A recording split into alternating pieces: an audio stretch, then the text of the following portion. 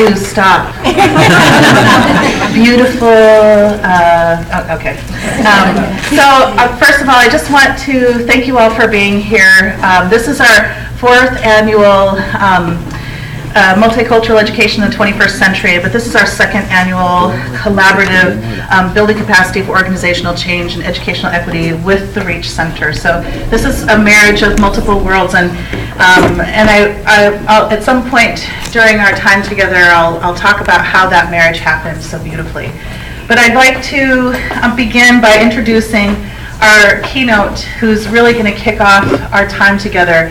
And you know, when we were planning the conference, we thought, what is it? And we asked questions of folks. What is it that we need? What's going on with us as educators? And one of the things that came up, and actually one of our new colleagues here at Western, Vero Velez, she really spoke in her presentation about battle fatigue. That was when we do this work of social justice, that, you know, although we are inspired and our hearts get filled, we also get very exhausted by the work. So one of the goals that we've consistently had for this conference, but really intentionally this time, is to really ask about renewal. So we're going to start today with renewal. How do we revitalize? How do we fill our baskets? How do we continue to do this work with love and commitment? And you know, I could think of no one else who really embodies that than Dr. Sonia Nieto. So I'm going to ask you to look at the description of all the incredible work she's done, but I'd really like to introduce Sonia in a more personal way because of her ability to transform lives. She did that for me. Dang it. I always don't want to do this, and then I end up doing this, so deep breaths. So Dr. Sonia Nieto is Professor Emerita at University of Massachusetts Amherst in the Language Literacy and Culture program. But that's not where I first met Sonia as my mentor and advisor in my master's and doctoral program. I met Sonia through her first edition of Affirming Diversity in 1991. So Madonna, Nirvana, you know, those are my singers, my community over there, so thank you, the 70s. And I'm the elder of the 70s, so just want to share that. But I was sitting in a classroom at Western Washington University, a cross-cultural education class in the anthropology department, actually. And I read Sonia Nieto's first edition. It was really just hot off the press. And I read the book, and other than a novel, it was the first book that spoke to me. And I still have it, and it's highlighted in the margins, and it's, you know, I've written all over it, and it's covered with coffee. Mm-hmm. And I actually, you know, it really transformed me as an educator and as a human being. And one of the things I loved about the book was that it was written for teachers. And as I later got to know Dr. Nieto, I understood that she could be writing for academics because of her extraordinary ability to write and her brilliance. But she's always been a great reminder to me in my own writing, make sure you write so our communities actually can understand what you're writing about, because that's what's most important as we do this work together. So her book, I mean, I just loved it. I took it with me when I started teaching first and second grade in Marysville, Washington, and I consistently brought it out. How do I wrestle with bilingual education or the lack of bilingual education? How do I create communities of conscience in my classrooms? How do I support my students and families? So I always look to Sonia. And then at a REACH conference in South Padre Island, Texas, I know, tough. We've got Bellingham, Washington. Who needs South Padre Island, Texas, right? So when we had the conference, the REACH conference there, I couldn't wait to go because Sonia was presenting.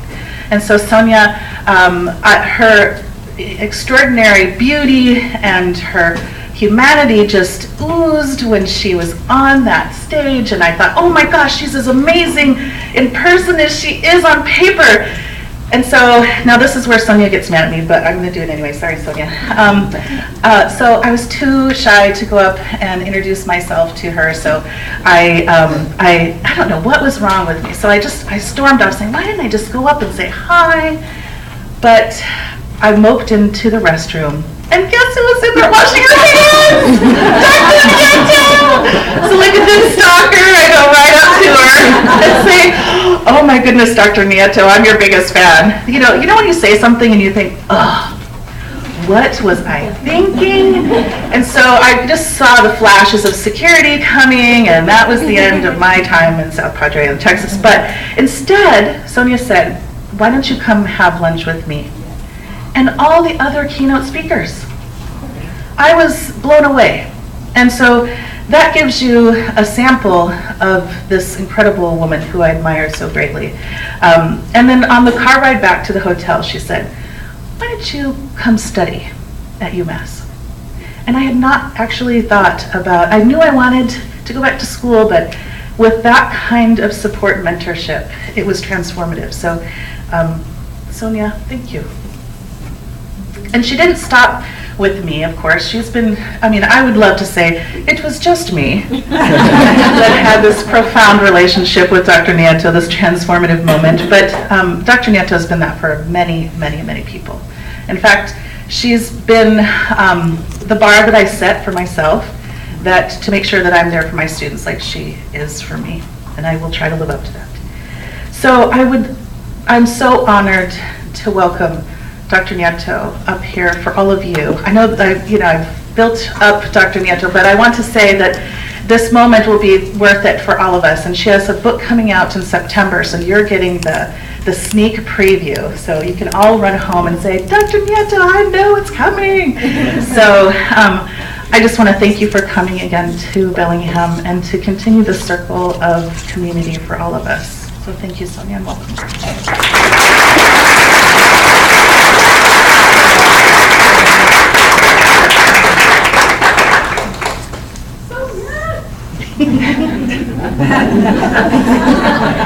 So, Kristen has brought many riches to my life. I don't want you to think it's a one-way street. And I'm forever grateful to her for many things, including driving my grandchildren to school every day for a year or two, which she did.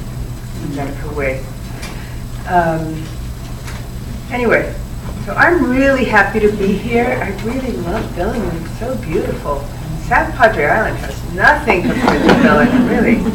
So what I want to do today is to discuss how teachers thrive. And I'm sorry that this will be more of a presentation and that there won't be enough time for interaction, but in the workshop there will be. Okay, so that's where I hope we can really get to know one another a little bit more. I want to speak to you about how teachers thrive, sometimes in spite of the tremendous socio-political and ideological obstacles that get in the way, as well as the attitudes, behaviors, and pedagogy that help teachers thrive in spite of everything.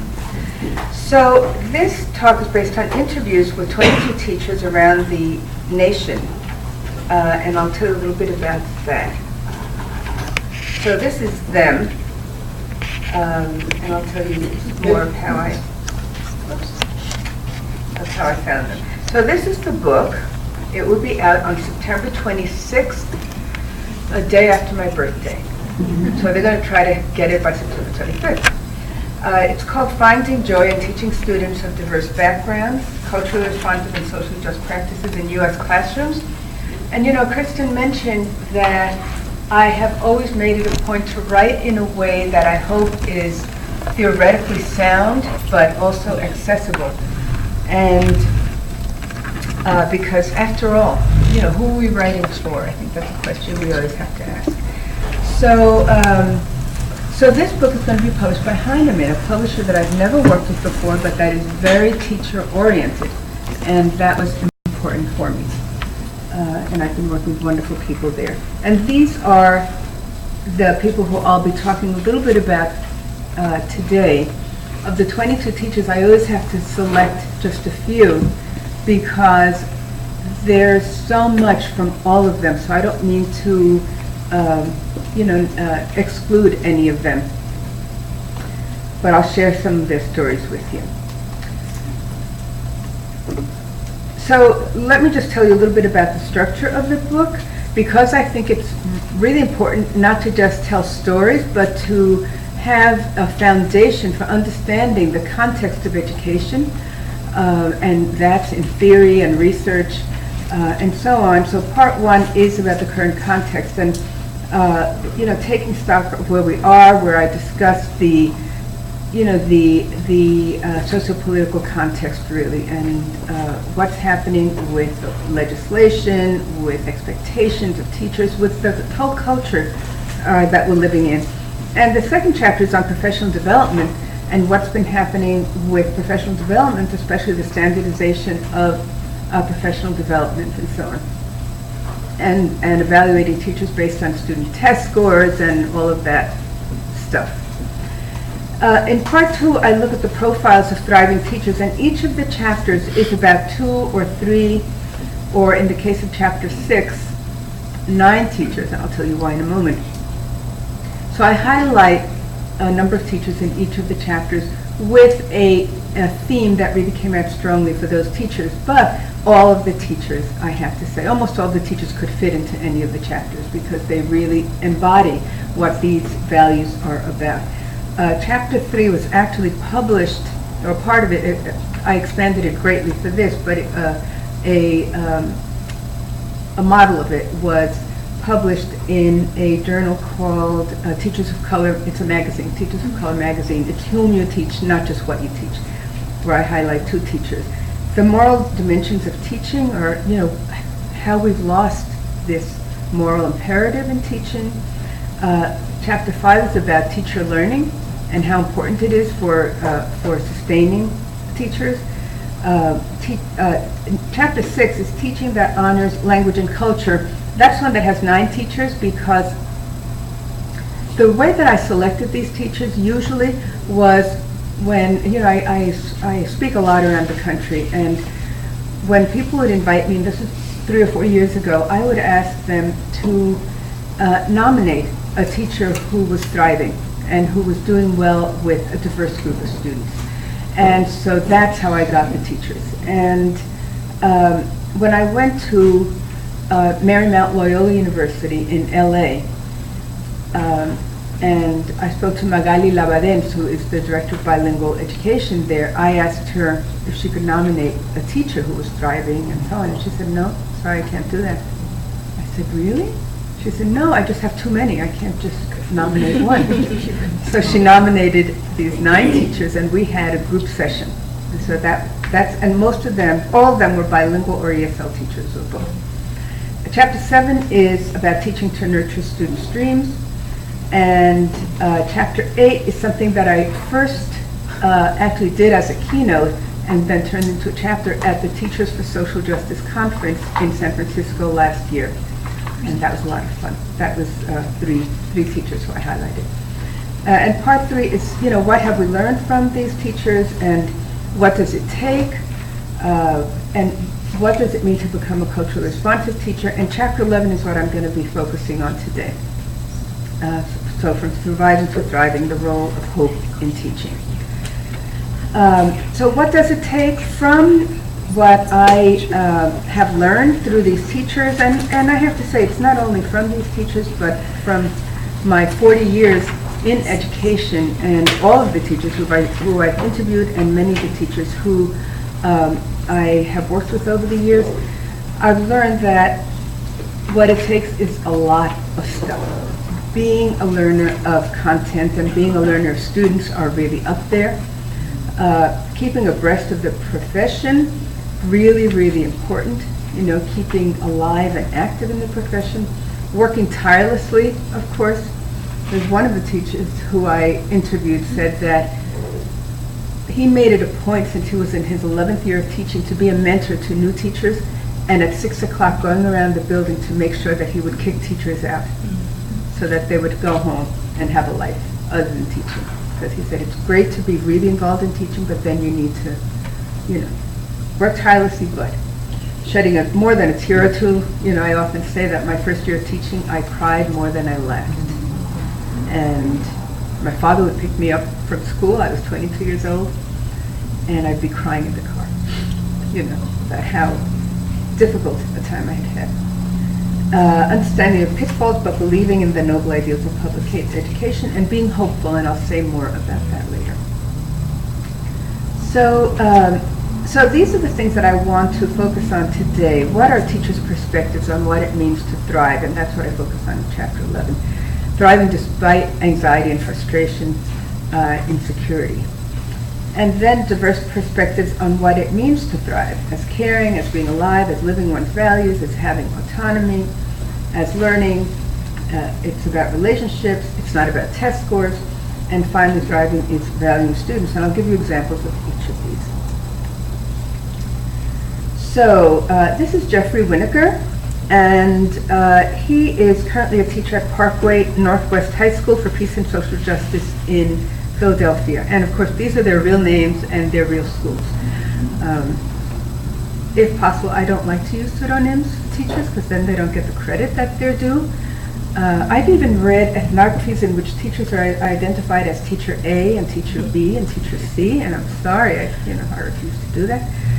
So anyway, so they've all given me permission, of course. He's been a teacher since 1993 and at Parkway since 2005. His original goal was to become a college professor of English literature, but in his second year of graduate work, he realized that he was miserable, and he decided to instead follow in his parents' footsteps, both of whom were teachers. So he enrolled in a teacher education program, and when it came time to do classroom observations, his mother, who was a member of the Philadelphia Writing Project, and I have nothing but wonderful things to say about writing projects, the National Writing Project and then all the local ones, they're fabulous.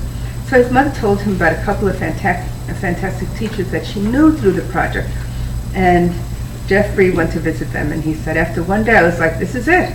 This is what I want to do.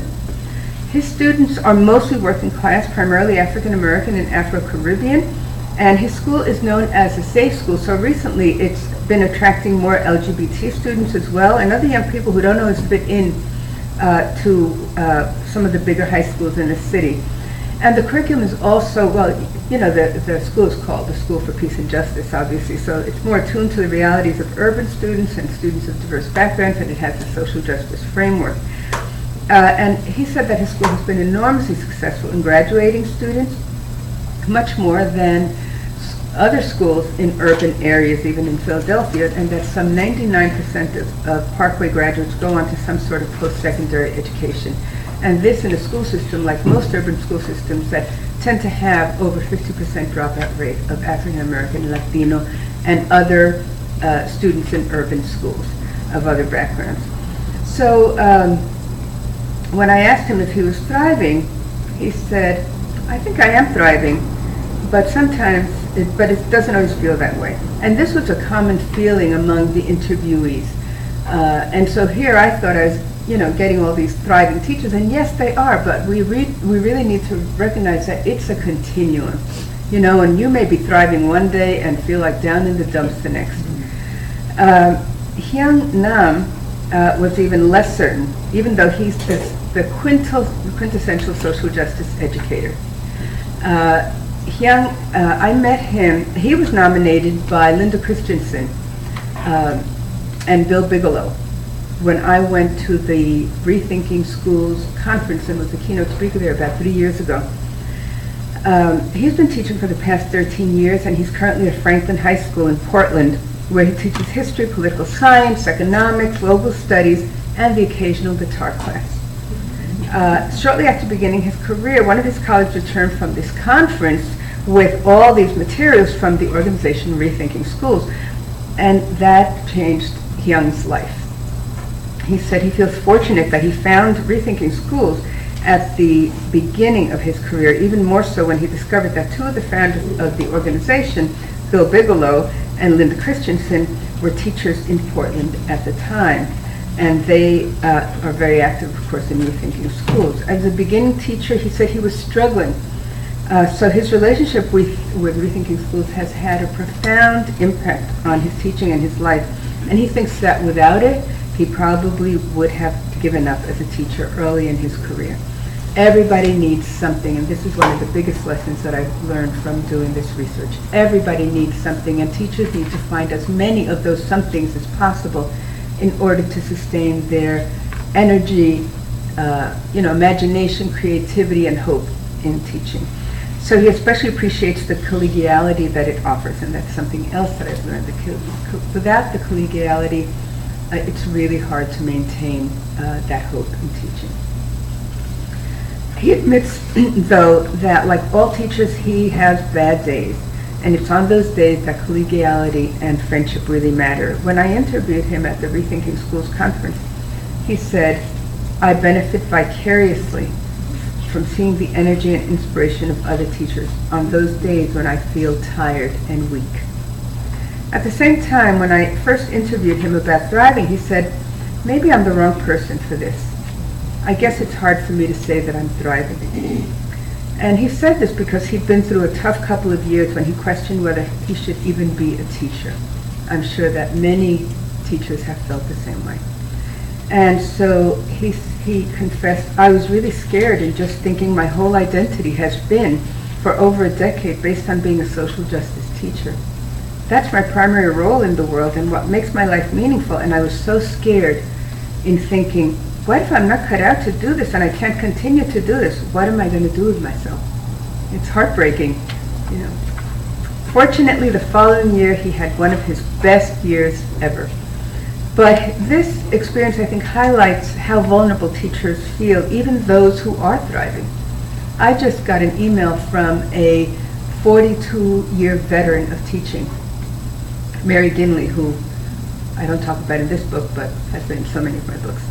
And she said, she's just retired a couple years ago, and she said that, you know, she kept asking herself, what kept her going when things were so bad? And she was in Florida. Florida was really horrible in terms of the FCAT and all of the pressure, the standardization, and so on. And she said, I guess it was always the kids. It was always the kids, because otherwise I don't know how I would have stayed. So at the same time, Young said that although he wasn't necessarily thriving all the time, he was grateful to be in the profession, saying, I feel inspired and really empowered and honored to be in a role where I can help students to question the world and to expand their horizons and to see the possibility that they can be agents in the world, to change the world to be a better place. And I guess in that sense, I could say that I thrive. This is Alicia Lopez, a 17-year veteran of French, Spanish, and now this past year an ESL teacher. She grew up with teachers as parents, and as a result, she decided early on that she did not want to be a teacher. Because she saw how her parents were always working and always fretting about the students and what's going to happen with them and so on. So in college, she majored in anthropology and French with no idea of what she would do, knowing only that she wanted to return to France, where she had spent her junior year. So on the night of her 22nd birthday, a couple of months before she was to leave for France, I invited Alicia, who, P.S., is my daughter, I snuck that in, to hear Jonathan Kozol speak. That was 1991. So she's Kristen's age, exactly. That's why Kristen's like another daughter to me. To hear him speak at the University of Massachusetts about his new book at the time, Savage Inequalities. She said that was really, I think, the turning point for me. I should mention that the reason that I selected Alicia for the book is because I feel like in Amherst, Massachusetts, I'm sort of losing my identity. Because people used to say, are you Sonia Nieto's daughter? And now they say to me, are you Alicia Lopez's mother? Oh my God, my daughter loves her. Oh, my son was so lucky to have her. So she's known as a really fabulous teacher. So by the time we walked out of the auditorium that evening, Alicia had decided that she had to be a teacher, that that was the most important role that she could play in the world. And she was even ready to cancel her trip to France to become a teacher. And I said, go to France. The problems will be here when you get back. Because, you know, if you can't do something at 21, you'll never do it. And so she did go. She was there for 2 years. And so she hadn't taken any education courses in college, and so therefore she couldn't find a job in a public school. She moved to New York right away, like in the Northeast, all the kids moved to New York when they finished college, and she couldn't find a job in the New York City public schools. So she began her teaching career as co-director of this after-school program in the Bronx that, in the Bronx that was sponsored by Aspira, which is a Latino education and leadership organization. Her students were mostly Latinos and Latinas, and mostly young people who had dropped out of school and were disengaged from schooling. In that job, she learned a lot about inequities in education based on race, ethnicity, and social class. She had, of course, for years heard it from my husband and me. My husband was a middle and high school teacher. And so she knew all this theoretically, but she had not experienced it. And then she got a job at a very prestigious private girls' school in Manhattan, where she worked for 7 years, and then at another private school in Queens, where she worked for another 3 years. And there she really saw the difference. And I remember when she called us one night after she had her interview at that school, and she said, "Mommy, you know, the kids in the Bronx in my after-school program would be brilliant in this school," because she recognized that the setting has so much to do with how kids perform. So when she got pregnant with her third child, she called up and said, "We're moving. We're going home." So they moved to, she and her husband and 2 kids, and a third on the way 9 years ago. And so she was hired immediately by the local public school and had to work on certification. So she's remained there for the past 9 years. So even after 15 years in the classroom, she spoke about both the joy and the self-doubt that accompanies teaching, saying that she didn't feel that she was thriving 100% of the time. At the same time, she said, "But I usually wake up and feel happy about going to school," and she confessed that she still feels a little nervous every day. And she said, "The first day of school, forget it." But I also think that's good, because if I'm nervous, that means that I care about it. She's become an ESL teacher this year, and she loved teaching French, she loved teaching Spanish, and she really loves teaching ESL, where her students are quite different from the ones she was used to teaching. So thriving is also about caring. This is Maria Ramirez Acevedo, who is in Minneapolis. And she said that she's an early childhood teacher, and she communicates this care in positive ways to the parents, because it's not just about the students, because she works with parents, especially parents of, she was a special ed teacher for many years, and so she still is teaching, you know, kids with special needs. And she said that's what thriving is about, that really communicating, not only with the kids, but with the families. And then Carmen Tisdale is a teacher of 3rd grade, and all her students are African American, many of whom already feel defeated. So she said, to thrive, you just have to have motivation on the inside, and you need to align yourself with people who are also happy and who are professionally motivated, instead of always down on the kids, always down on what's going on in school. That's another piece of wonderful advice for teachers. You know, I used to tell teachers, new teachers, don't go to the teacher's room. Because when I started teaching and I went to the teacher's room, I was teaching all African American and Puerto Rican kids. And I remember the things that the teachers were saying, and because they, even if they knew I was Puerto Rican, they would look at me and, you know, they'd say, "Oh, but you're different," or "You don't look Puerto Rican," or, you know, all the nonsense that people say. So, and I would think I could be talking about someone in my family, you know. And then I became a teacher educator. And that's when I started telling my pre-service students and even the practicing teachers, go to the teacher's room. It's important that your voice be heard, not by itself, because then you'll be burned out too soon, but get some allies and start changing the nature of the conversation in the teacher's room. Not only by yourself, it's really important. That piece of information is also important. So, you know, hang around with people who are happy, who are engaged, who are thriving. That will make a difference for you. So this is John Gunderson. He's a 19-year veteran of Dana Hills High School in Dana Point, California. It's a mostly affluent community in Orange County.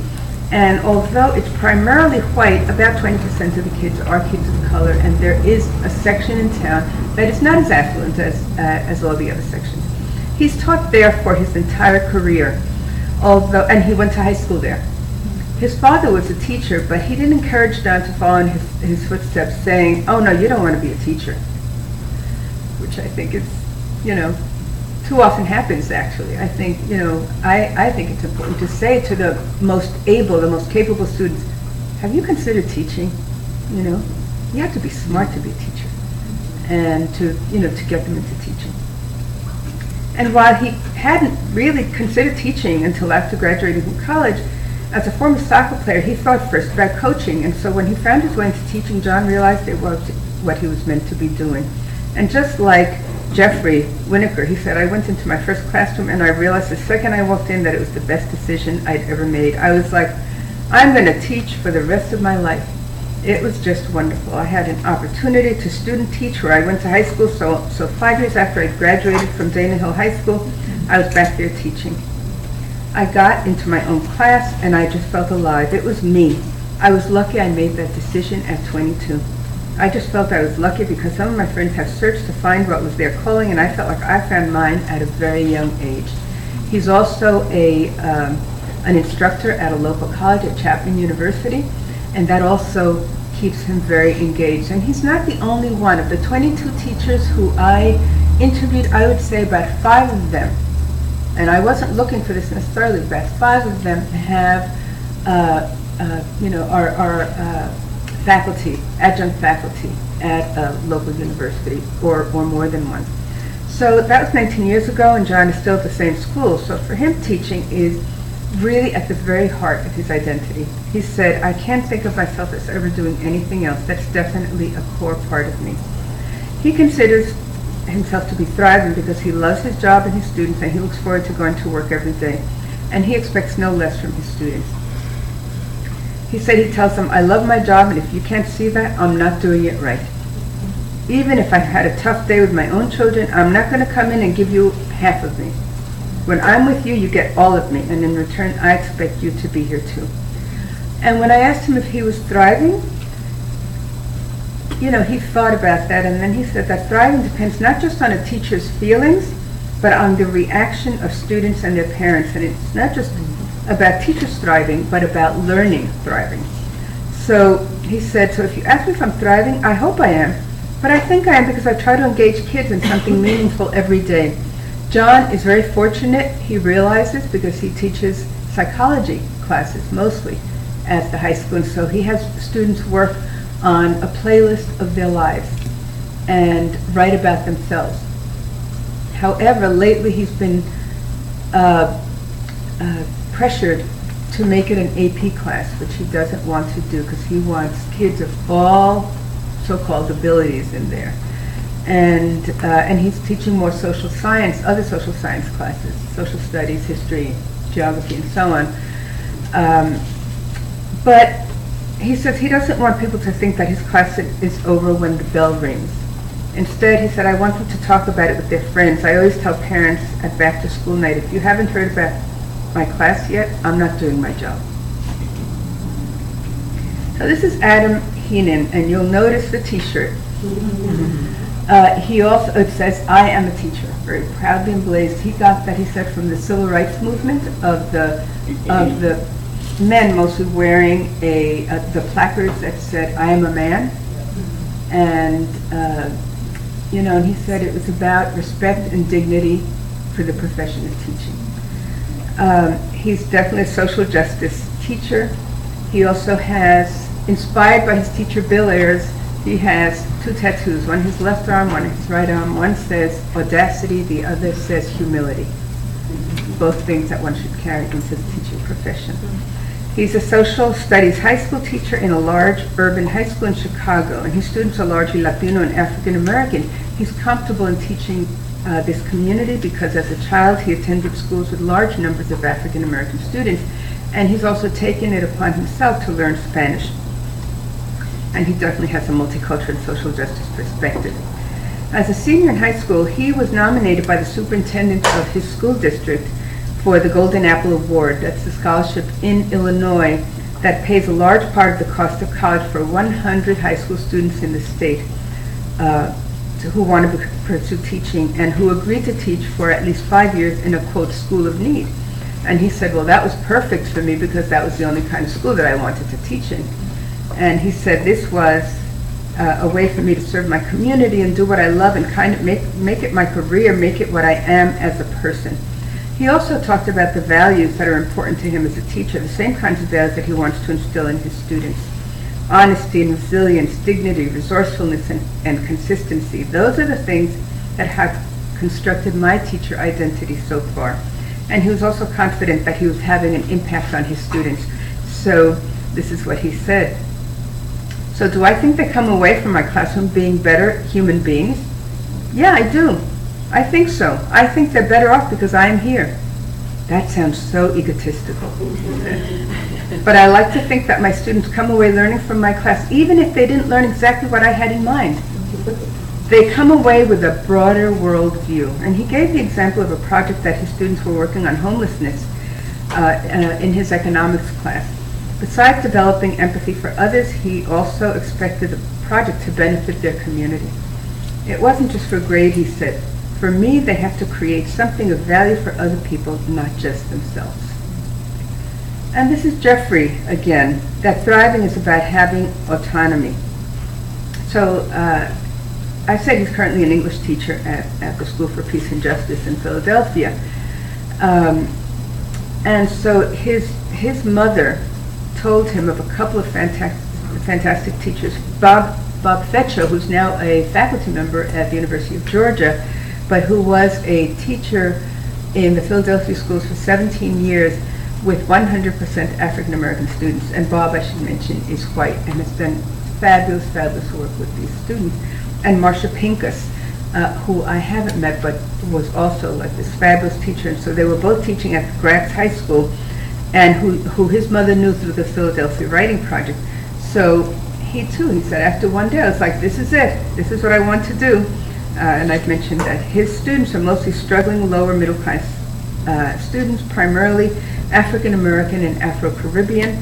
And recently, it's also been attracting more LGBT students, as I said, and students who wouldn't ordinarily fit into others. So his curriculum is more attuned to the realities of urban students. Jeffrey followed his mother's lead, becoming a member of the Philadelphia Writing Project, as are quite a number of the other teachers in his school. The courses he teaches focus on literature, writing, and film.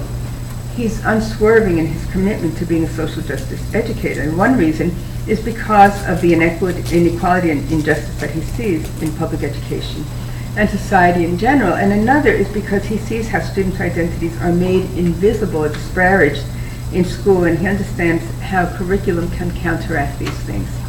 He believes it's crucial to talk to students about identity, something that's frowned upon in other classrooms and schools. And he also believes that if teachers aren't excited by diversity, they shouldn't be in the classroom. So he has very clear ideas about what it means to thrive. He said, if you want to have talented teachers, I think it's really important for the teachers to have a lot of freedom in the classroom, and that doesn't mean that a lazy kind of freedom. For him, autonomy, creativity, innovative curricula, professional development, all these create the climate for thriving. So this is Amber Bouchard. She had been teaching kindergarten in a very privileged school. I selected her myself, and you'll see why. In a very privileged school in Massachusetts, when her husband was going to be transferred, he was told he was being transferred to Chicago. And she showed up at my doorstep one day and begged me to let her into my oversubscribed multicultural curriculum class. Because she said, I don't know anything about diversity, and I'm going to be teaching students of diverse backgrounds. Please let me in. So of course I let her in. That was about 12 years ago.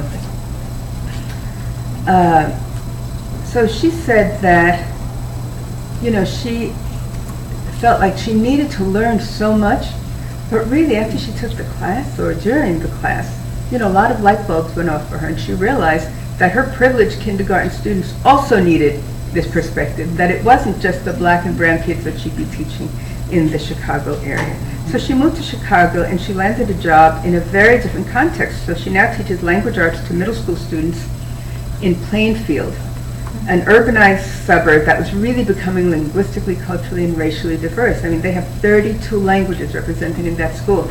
And she said teachers didn't even know how to talk about diversity there. They were a little afraid to do that. And so she said she came armed with knowledge and enthusiasm and energy to start those conversations. And when I said to her, so how does it feel teaching this group that's so different from, and a context and the content, so different from what you had before? And she said, I haven't found a preference with an age group or subject area, but because she's really fascinated by the process of learning and teaching, she loves teaching her middle school students as much as she had loved teaching her kindergarten students. She had few reservations about whether she's thriving or not. So that's why I say there's a range of perspectives. Thriving? Of course she's thriving. For her, it means to continue to learn, something she does with passion every day. She cannot stop learning. She also is an adjunct faculty member at 2 local universities.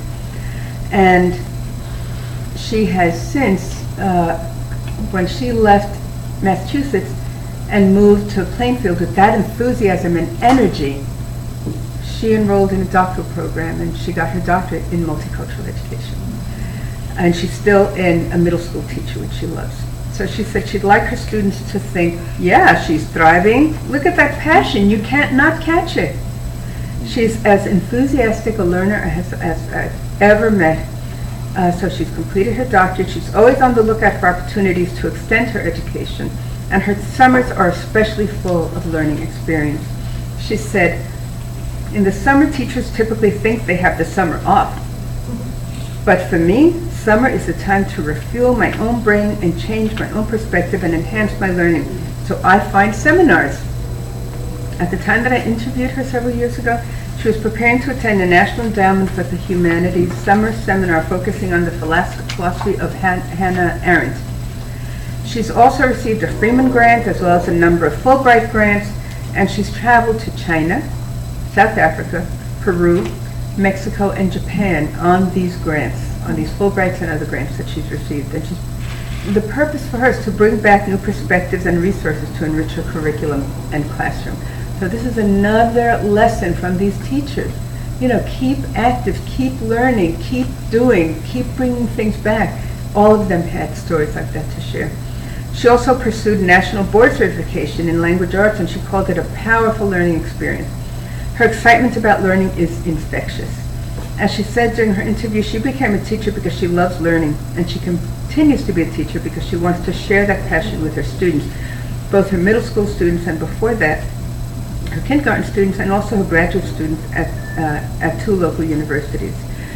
And she told me, just wonderful stories about how she is thriving and what she's learning and what she's bringing all the time. She told a story, for example, about a young man who she had in 7th grade in Plainfield who had never read a book, she said. And when she tried to get him to read, he just was not interested. So she went with him to the library and worked closely with the librarian and got a book that he was interested in, and they read a page each every day to one another. And the next day, they'd read another page, and they got to 5 pages, and then they'd ask one another questions the next day. She did this for 2 books. She said the other kids were wonderful about it. They knew that she was doing this project with the student, and they were all engaged, and now he's a reader. She said, what could be better than that in teaching? So it's not about test scores either. This is Angeles Perez. When I interviewed her about 3 years ago, she was a 4th grade bilingual teacher in her 2nd year of teaching. And I have rarely found as enthusiastic a teacher. She's in Texas. For her, thriving is about the students, not about test scores. She said that they're her buddies and that at the end of each day she leaves with a hug from each of them. According to her, thriving as a teacher goes beyond students scoring well on tests. And as a matter of fact, she said that her colleagues, she thinks, thought that she was a little silly her first year of teaching. She didn't know much, she didn't have much experience. Her students scored so well on the Texas TAKS that first year, but by the 2nd year, she had a lot of respect in the school. But it wasn't just about that, she said. She said thriving is about more. Happy as she was with the test results, she said that seeing her students learn to accept who they are and be happy with themselves is her greatest achievement. She bubbled over with enthusiasm when describing her students, and I should mention her students are all Latino, mostly Mexican American, and some other Central American students. 98% on free and reduced lunch. So these are kids, in fact, she said she went to that school because she said, I've heard that all the good teachers go to middle class schools, and so what do our kids get, the leftovers? And she said they need great teachers, and so that's why she went there. So then she said about her students, I'm like their biggest fan. I come out of school and I feel like a really cool person because these kids just bring you up, and I like to think that I do the same for them. You could tell she was 22. You know, just the way she talks and the, you know, how she engages. So, for example, given the low status of bilingual programs in most schools, she was ecstatic when one of her students won the spelling bee in English at her school. While most of the previous winners had been fifth graders, he was in, because it was a K to 5 school, he was a fourth grader. And so not only a bilingual student, but in fourth grade. So she was beaming with pride. And she said, I didn't mean to brag, but my student just won the spelling bee. I can't believe it.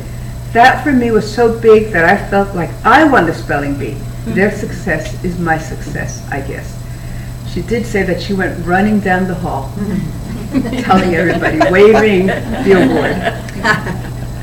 So thriving is about relationships. This is Yolanda Harris. I met Yolanda when I went to speak at Nazareth College in Rochester, New York, and several of the teachers who I was working with recommended her as exemplifying the kind of teacher I was looking for in writing my book. She had decided after high school that she was not going back to school, that school was not for her. But a friend of hers encouraged her to become a teaching assistant, and so she did that, and then she had to go back to school, and she was very nervous about it, but she did, and that was a few years after becoming a teaching assistant. She did really well in the placement test. She said, I guess it rubbed off on me from working with my students all these years. And then she flew through the associate's degree program in a couple of years, working full-time and also working at another part-time job, which had been her full-time job, as a hairdresser. So now she's at Nazareth College. She has actually finished now at Nazareth. And she's become a fully certified teacher, and she has just started her master's program.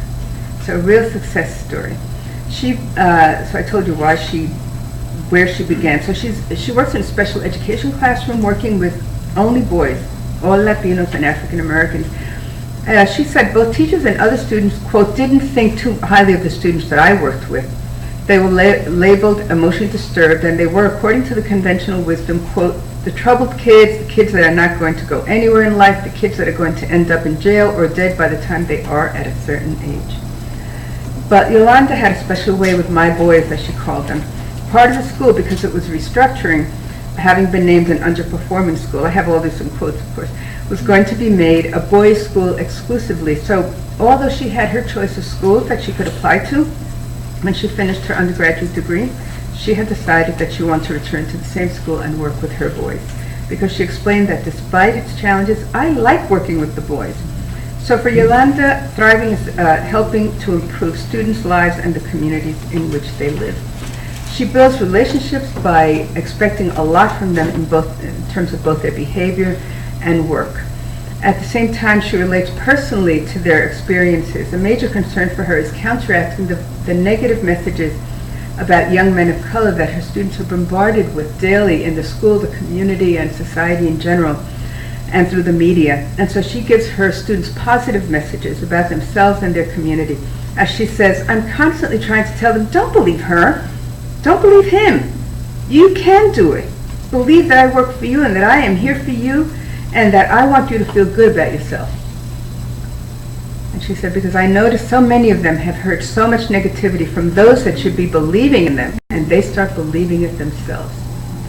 As she stated, one of the things I tell them during tough times is that, hey, I'm from the same streets that you are from. I'm here to tell you there's a better way, but you have to believe that for yourself.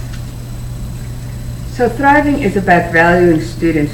Amber believes in valuing all her students. She's made it a point to greet her middle school students on the first day of class every year by saying to them, I value who you are, and I'm going to make sure everybody else in here values you too.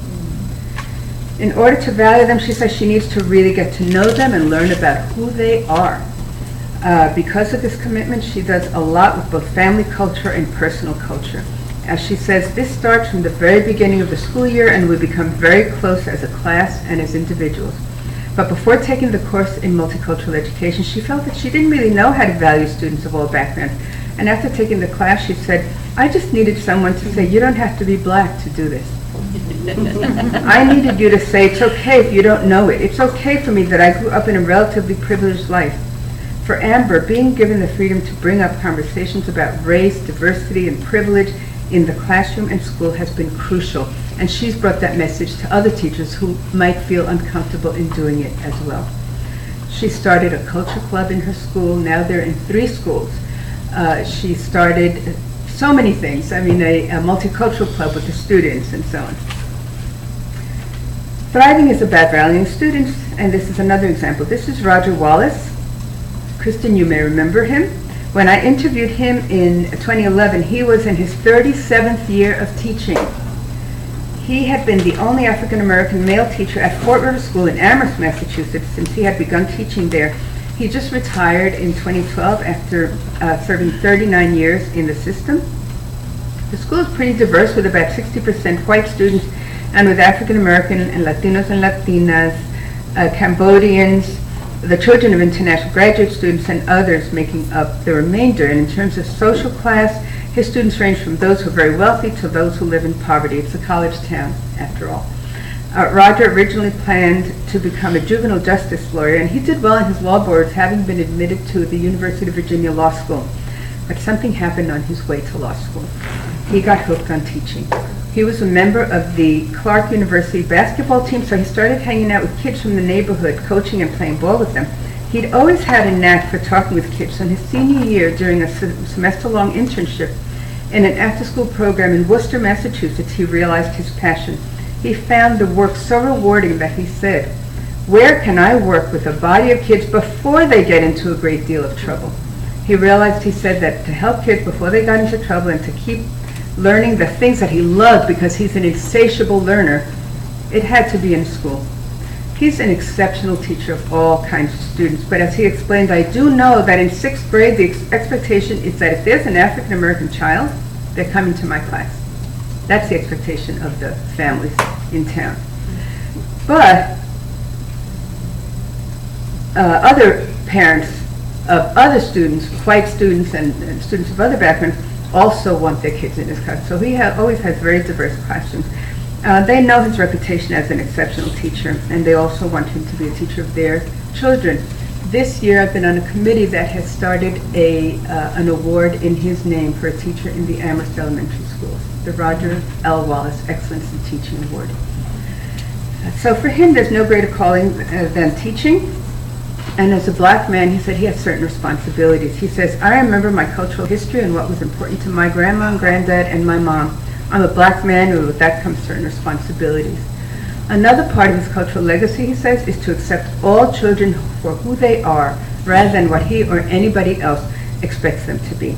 He explained, for instance, that some white teachers expect children of color to be just like the white kids, despite their unique individual and cultural differences. And although it's not always easy to explain to white teachers why some strategies might not work with their students of color or working class students, because this is not about strategies. There's no template for excellent teaching. But he attempts to do so, telling them, look, it ain't gonna work. They ain't never gonna be white. And he says, oops, sorry. So he says, so can you teach them as they are instead of, I'll teach them when they become what I want them to be and then they'll be ready to learn? He said, they're ready to learn. They need to learn now. So if you want to be a successful teacher of kids of diverse backgrounds, put your stuff away. I could have titled the book that. Because that in itself is such a great lesson for everybody to learn. So thinking about the children that he's taught over the years, he gave a good example of what it means to value students for who they are. Although he's had challenging students every year, he told a story about his stepfather to describe how he views students and values them for who they are. He said his stepfather was a skilled carpenter, and he said, there's never a bad piece of wood. There's only wood that needs extra planing. You have to find the right purpose for the piece of wood. Isn't that fabulous? And that's become his philosophy by his students as well. He pushes for excellence with each student by listening and learning from them. So what does it mean to thrive? And I'll end with this. It means many things, but probably most of all, it means having hope. Not naive hope or maudlin hope, not far away or romantic hope or tepid hope. Instead, it means maintaining what Jeff Duncan Andrade calls audacious hope, which is a passionate, hardworking, daring hope. The kind of hope that defies current socio-political contexts, and in spite of everything hope. The kind of hope that we need to stay alive, to breathe, and to teach. Or in the words of Paulo Freire, we need critical hope the way a fish needs unpolluted water. And it's our job, I think, to unpollute the waters that we're in. Thank you very much.